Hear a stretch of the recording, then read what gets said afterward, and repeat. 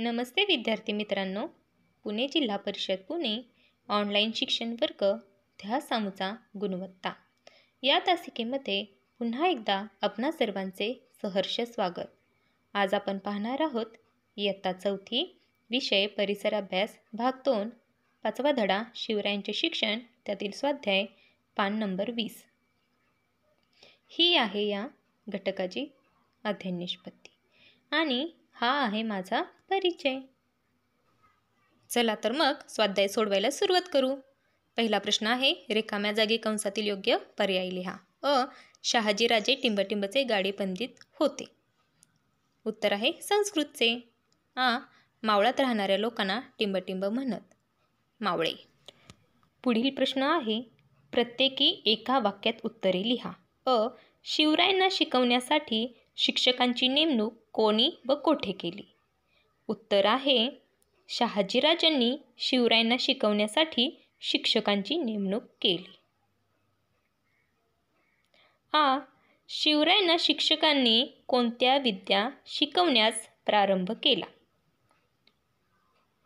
शिक्षकांनी शिवरायांना घोड्यावर बसणे, कुस्ती खेळणे, दांडपट्टा फिरवणे, तलवार चालवणे इत्यादी विद्या शिकवण्यास प्रारंभ केला।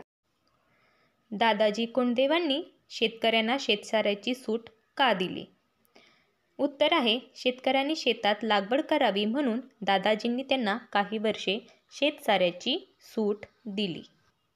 पुढील तिसरा प्रश्न पाहूया। 2-3 वाक्यात उत्तरे लिहा।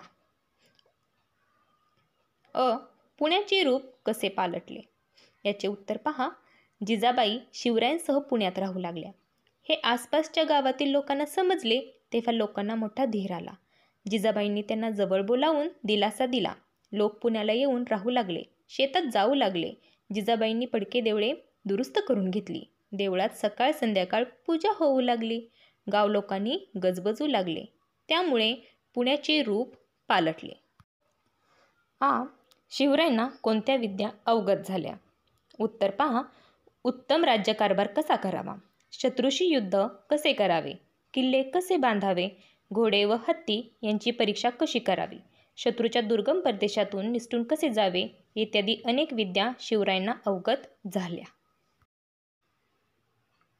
ई जिजाबाईंनी कोणता निश्चय केला होता?